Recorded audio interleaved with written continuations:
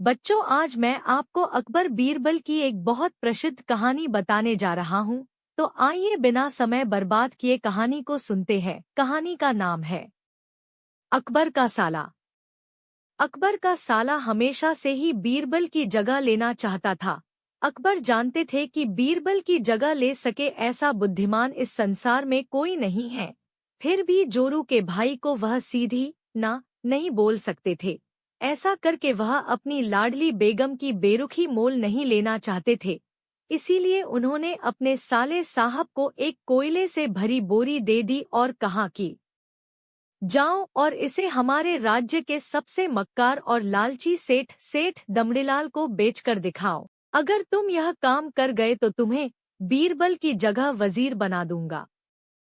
अकबर की इस अजीब शर्त को सुनकर साला अचंभे में पड़ गया। वह कोयले की बोरी लेकर चला तो गया, पर उसे पता था कि वह सेठ किसी की बातों में नहीं आने वाला, ऊपर से वह उल्टा उसे ही चुना लगा देगा। हुआ भी यही, सेठ दमड़ीलाल ने कोयले की बोरी के बदले एक ढेला भी देने से इनकार कर दिया। साला अपना सा मुंह लेकर महल वापस लौट आया और अपनी हार स्वीकार कर ली। अब अकबर ने वही काम बीरबल को करने को कहा।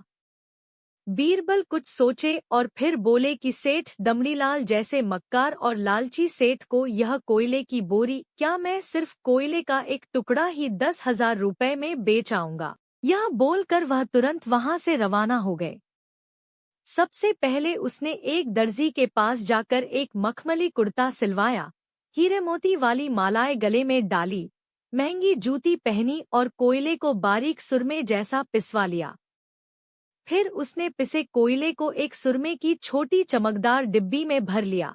इसके बाद बीरबल ने अपना भेष बदल लिया और एक मेहमान घर में रुककर इश्तिहार दे दिया कि बगदाद से बड़े शेख आए हैं, जो करिश्माई सुरमा बेचते हैं, जिसे आंखों में लगाने से मरे हुए पूर्वज दिख जाते हैं, और यदि उन्होंने कहीं कोई धन गाड़ा है तो उसका पता बताते हैं।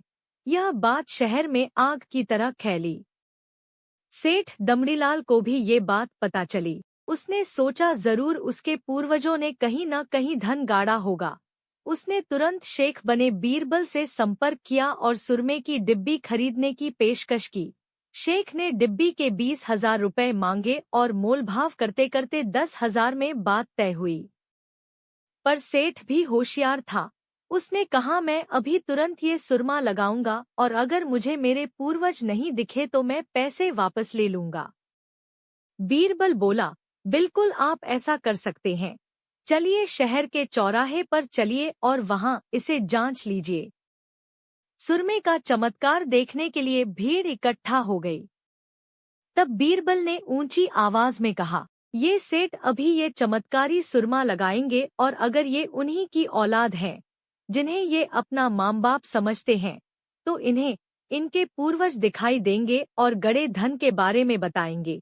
लेकिन अगर आपके माँ बाप में से किसी ने भी बेईमानी की होगी और आप उनकी असल औलाद नहीं होंगे तो आपको कुछ भी नहीं दिखेगा। और ऐसा कहते ही बीरबल ने सेठ की आंखों में सुरमा लगा दिया। फिर क्या था, सिर खुजाते हुए सेठ ने आंखें खोली। अब दिखना तो कुछ था नहीं, पर सेठ करे भी तो क्या करे। अपनी इज्जत बचाने के लिए सेठ ने 10,000 बीरबल के हाथ थमा दिए और मुंह फुलाते हुए आगे बढ़ गए।